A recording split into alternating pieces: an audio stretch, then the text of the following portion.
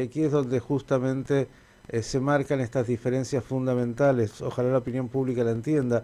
Quiero llevarte a otro tema. Otra vez, bueno, los hutíes continúan, ¿no? Otra vez una noche con alarmas, con misiles que vienen de Yemen hacia Israel. Sí, es muy interesante lo que pasa ahí, Miki. Tuvimos a las 5:30 de la mañana, más o menos, alarmas en el norte de Israel y a la 1:30 de la tarde alarmas en el norte también. Yo en estos momentos no estoy en mi casa, pero estoy en Jerusalén. Y en Jerusalén, donde yo estoy ahora, que es el norte de Jerusalén, se escuchó un boom muy grande a la 1:30 de la tarde, que honestamente no sé qué es lo que sucedió, si es que fue interceptado el misil cerca de Jerusalén o qué, pero las alarmas nuevamente fueron nada más que en el norte. Aquí en Jerusalén no hubo alarmas. Pero es muy interesante lo que sucede con los hutíes, porque los hutíes continúan enviando misiles a Israel. Hay que marcar, Israel está recibiendo misiles de los hutíes casi todos los días. Algunos de ellos se desploman antes de llegar a Israel, entonces no emiten sirenas. Luego tenemos otros que sí emiten sirenas, pero la gran pregunta es por qué Israel no ataca en Yemen, como sí lo hace, por ejemplo, en el Líbano, como sí lo hace en Siria y como obviamente lo está haciendo en Gaza. Y la respuesta a eso es que Estados Unidos le dijo a Israel, le ordenó a Israel que se abstenga de atacar en Yemen porque es donde ellos están atacando. El problema ahí, y me parece que esto habla un poco de este problema que con vos hablamos mucho, Miki, el problema ahí es que Estados Unidos está atacando con otro objetivo, no que no se envíen misiles contra Israel, sino que se abra el comercio justamente en el canal que está allí y que afecta tanto a Egipto como el comercio europeo y obviamente también norteamericano. Por lo tanto, yo no sé cuánto está haciendo Egipto para que no haya lanzamientos hacia ¿Cuánto está haciendo Israel. Estados Unidos? Usted quiso decir, pero está bien. Perdón, sí, Entendemos, es Estados el Unidos. resfrío y es bueno para estar atentos. Exactamente. Pero ahí es donde yo me pregunto, y que con vos lo hablé mucho, este tema de tercerizar la política exterior, porque lo que muchas fuentes están reportando hoy desde Irán, y no estoy hablando de medios oficialistas en Irán, estoy hablando de medios opositores de Irán, es que muy probablemente Estados Unidos esté muy cerca de firmar en los próximos días, en las próximas semanas, un acuerdo que es exactamente igual al JCPOA, al aquel acuerdo que había hecho Obama en el 2015.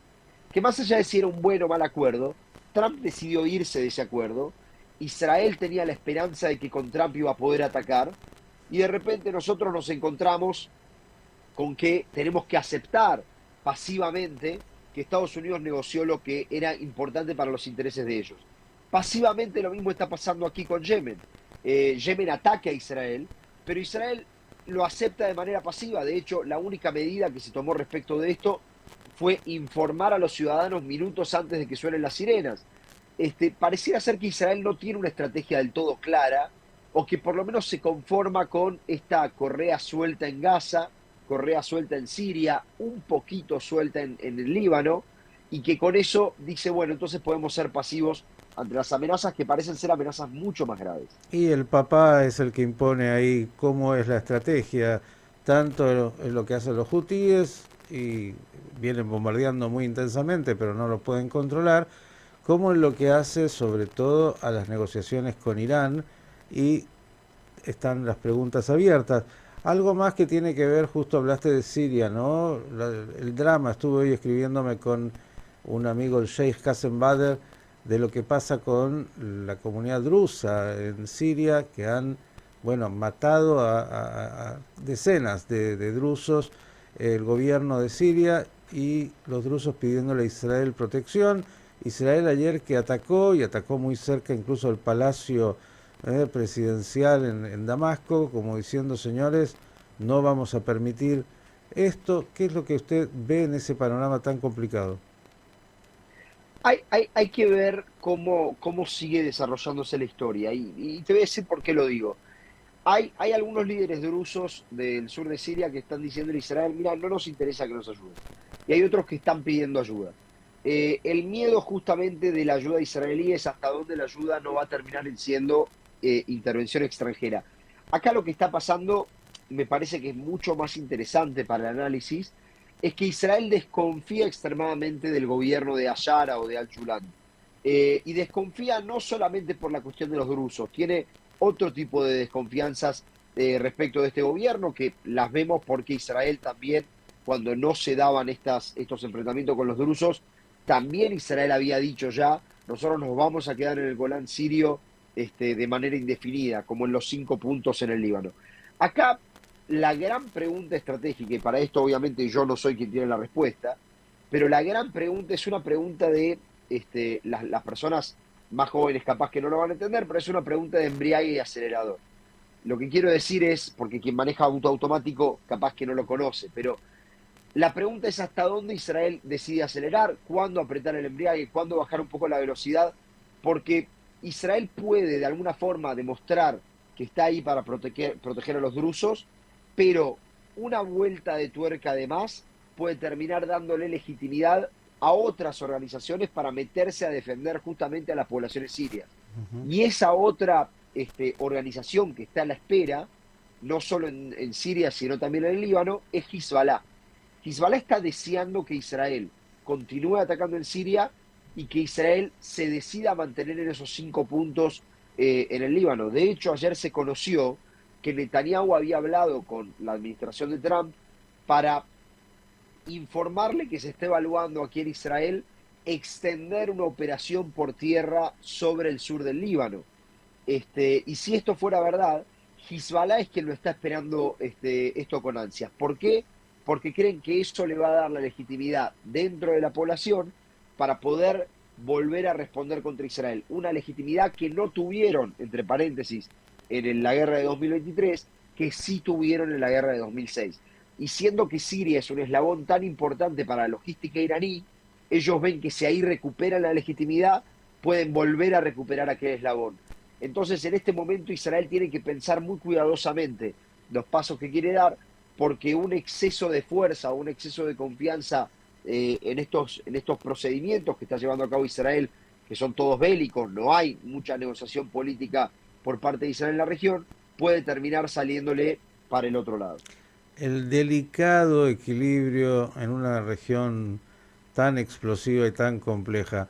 Algo más para hoy, que con esto ya creo que nos ha dado un panorama. Mire qué temas nos falta. No, si quiere puede media hora más hablar de Gaza, la ayuda humanitaria que sí, que no, quién la distribuye, cómo, qué pasa con el Hamas, los secuestrados.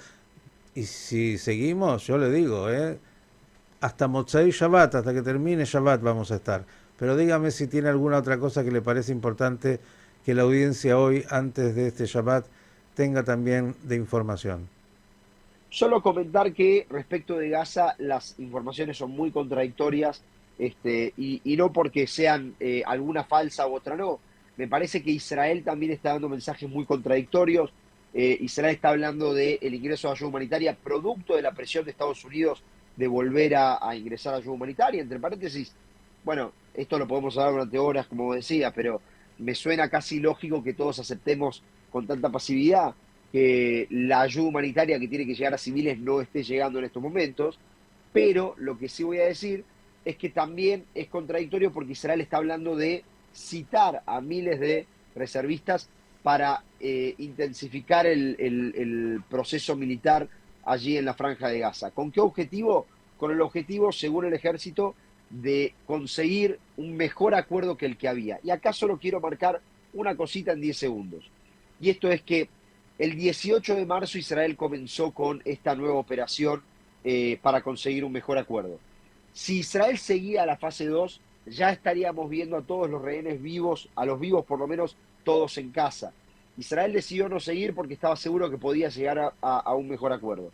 En 16 días más vamos a cumplir 2 meses de esta operación militar que supuestamente la presión esta va a traer un mejor acuerdo y todavía no hay frutos. De hecho, los mediadores están convencidos que el próximo acuerdo que se haga tiene que ser por todos los secuestrados y terminar la guerra. Y cuando digo mediadores, incluyo a Estados Unidos.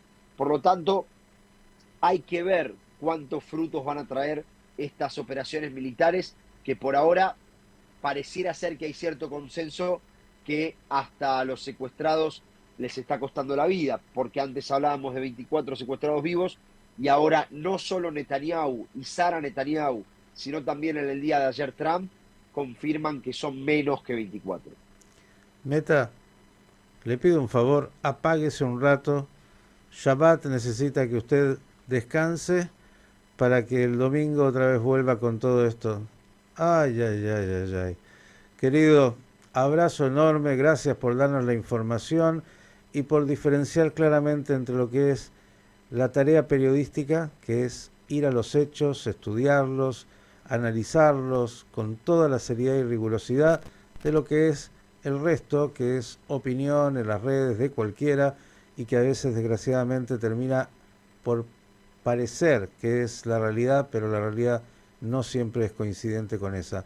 Que tenga un lindo Shabbat, recupérese del resfrío, un poco de arak, un poco de vodka, un poco de todas las sustancias que usted conoce que en Shabbat hacen que esos resfríos pasen. Exactamente. Un abrazo enorme, Miki, para vos, para la audiencia y que sea un Shabbat, como siempre decimos, ¿no? Shalom, bellaquet, en paz y en silencio. El doctor Jonathan Meta, responsable de las emisiones de CAN en español, con la información de todas las que nos contó, creo que la más escandalosa hoy es la de los incendios.